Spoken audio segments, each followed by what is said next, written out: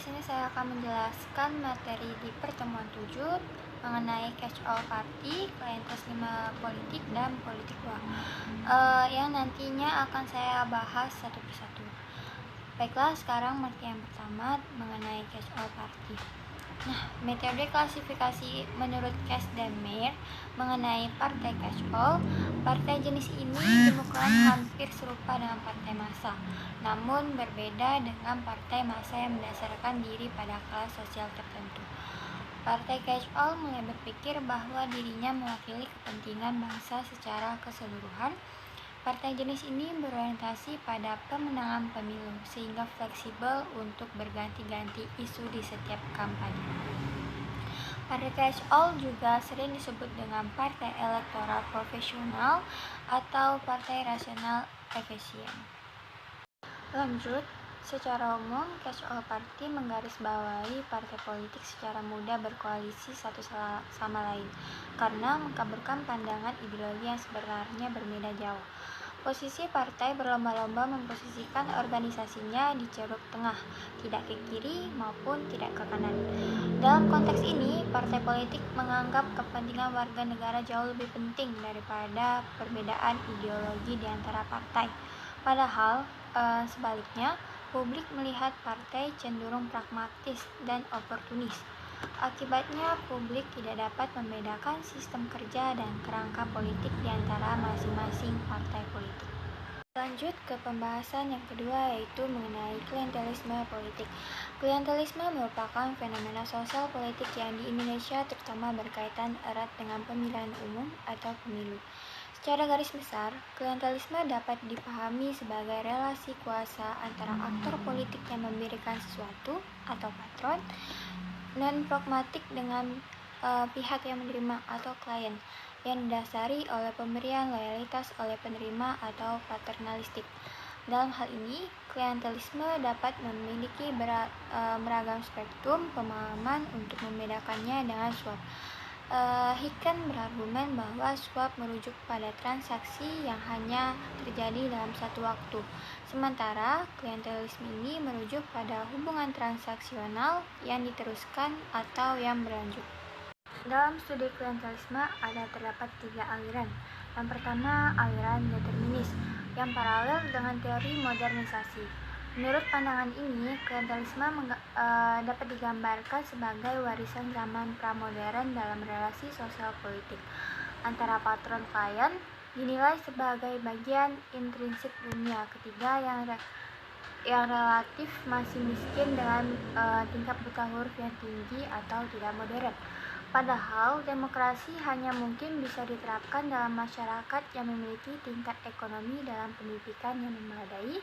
Namun, pandangan ini secara mendalam justru gagal menjelaskan menganggap masih adanya jaringan klientelistik di negara-negara yang relatif maju dengan tingkat pendidikan yang sudah memadai.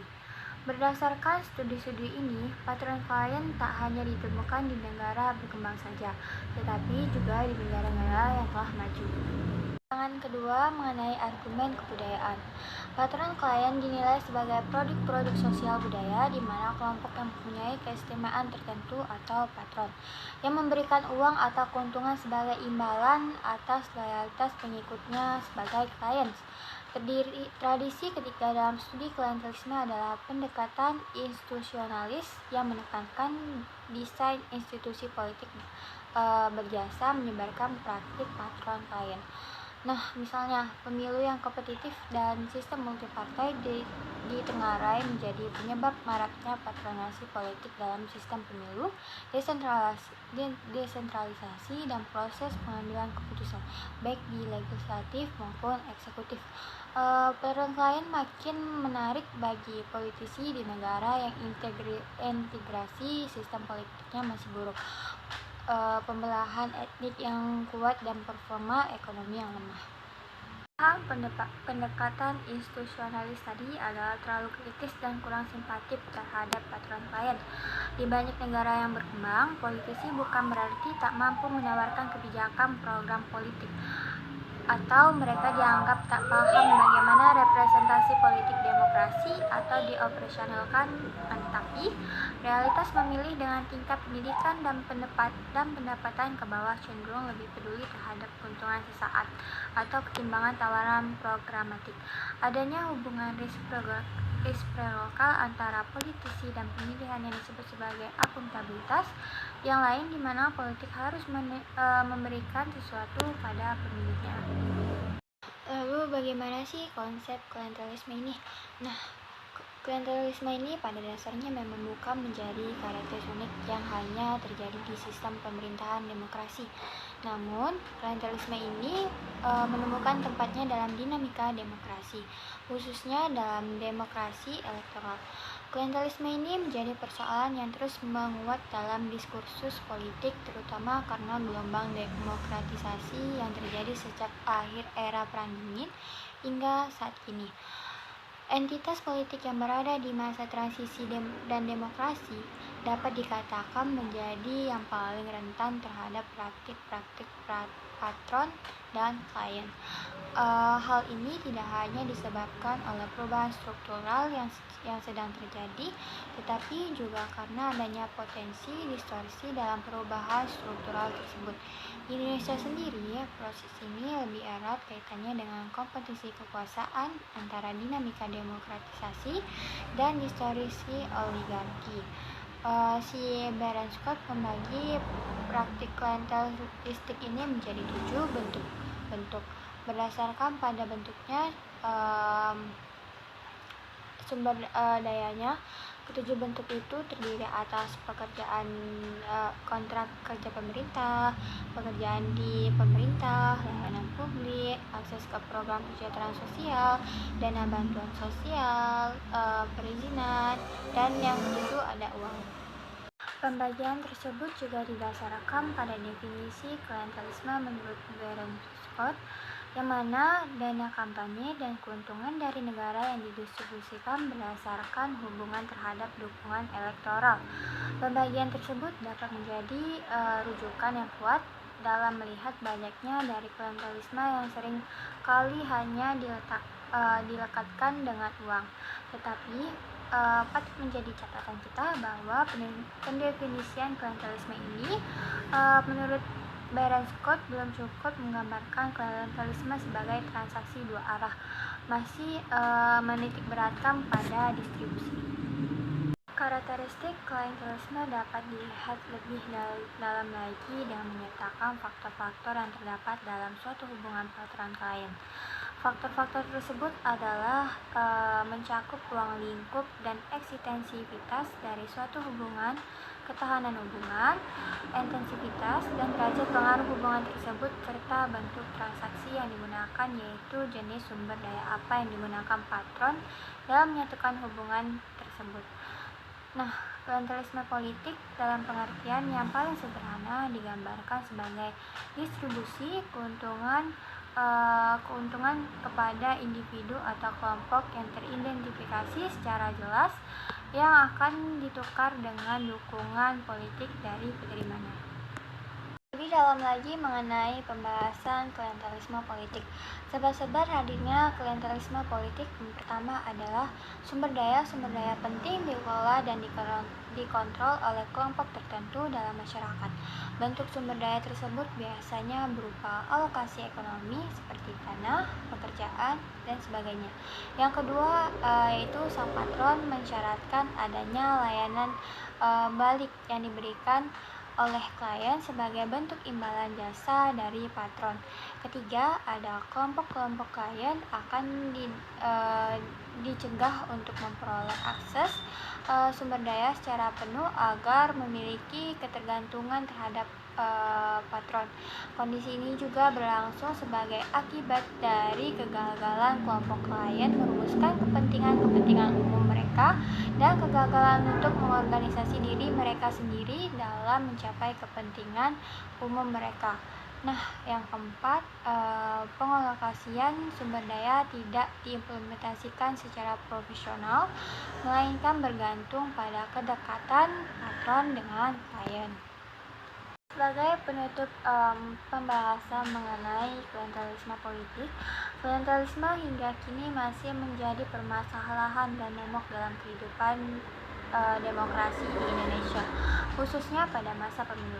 Dalam hal ini, klientelisme perlu didalami tidak hanya karena praktik ini dilakukan oleh patron yang menggunakan sumber daya untuk mempengaruhi loyalitas atau pilihan politik dalam proses demokrasi, tetapi juga pada dasarnya klientelisme ini dijalankan atas dasar transaksi supply dan demand yang berbasis relasi kuasa antara aktor politik yang memberikan sesuatu atau patron dan non programatik dengan pihak yang menerima sebagai klien, yang didasari oleh pemberian loyalitas yang penerima atau paternalistik. Berdasarkan pemahaman tersebut, pendalaman terhadap terusnya berlangsungnya klientelisme dapat dilihat dari sisi penerima atau sebagai manfaat atau sisi demand. Setidaknya dapat diidentifikasikan ada dua faktor utama yang melatar belakanginya adanya timbal balik dari warga dalam praktik-praktik mengenai klientelisme ini. Pertama, tidak terpenuhinya hal-hal tersebut dapat dikatakan menyebabnya konsekuensi logis berupa bentuk dan mekanisme kontrol dan penuntutan, namun hal ini tidak dapat dijalankan secara penuh, sehingga fungsi partisipasi dan representasi menjadi tidak berjalan. Dengan kata lain, terdapat keterputusan antara yang memilih dan yang dipilih.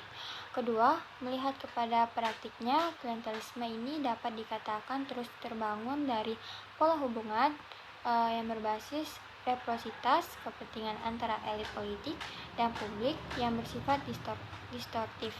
Nah, hal yang membuatnya menjadi distortif ini dan problem ini karena kecenderungannya pada unsur kedekatan tertentu yang pada akhirnya bersifat klientelistik.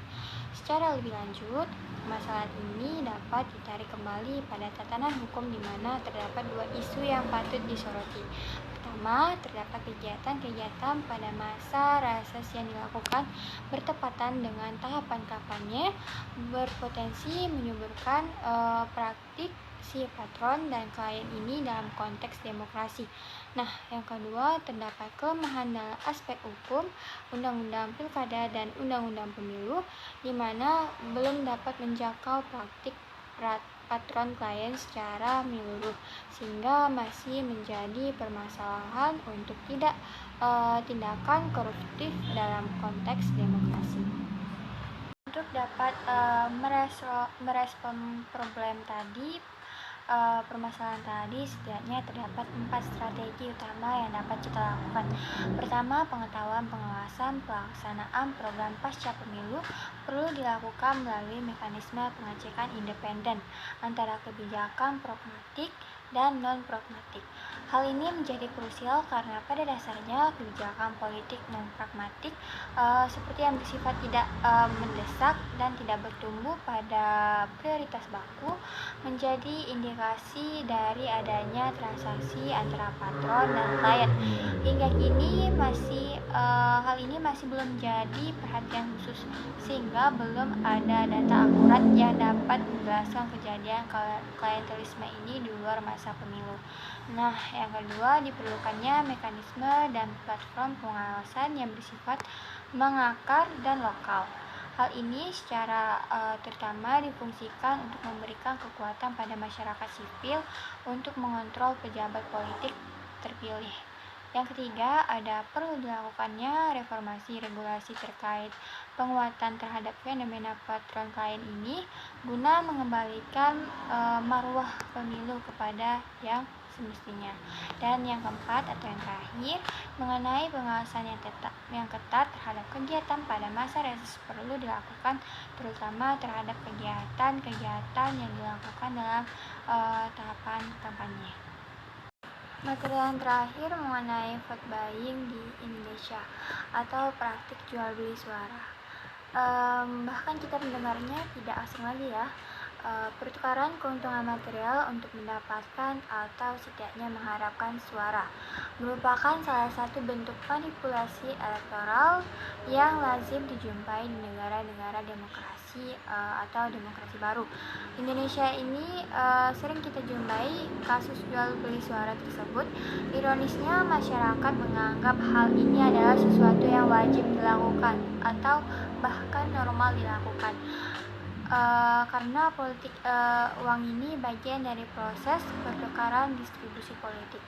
Nah, politik uang dianggap efektif karena mengejar selisih kemenangan yang tipis sekitar 10% dengan mempertahankan suara pemilih loyal, di mana dilema mempertahankan suara serta meningkatkan partisipasi politik warga. Publik Indonesia memiliki toleransi yang cukup tinggi terhadap politik uang. 4 dari 10 orang Indonesia merasa wajar jika proses elektoral harus menyediakan distribusi uang tersebut. Secara teknis, proses politik uang selain pemilih loyal partai dijalankan dengan metode kedekatan di antara caleg dengan relawan, jaringan personal, atau setidaknya menciptakan jaringan-jaringan untuk mendistribusikan alur kemanfaatan yang ada.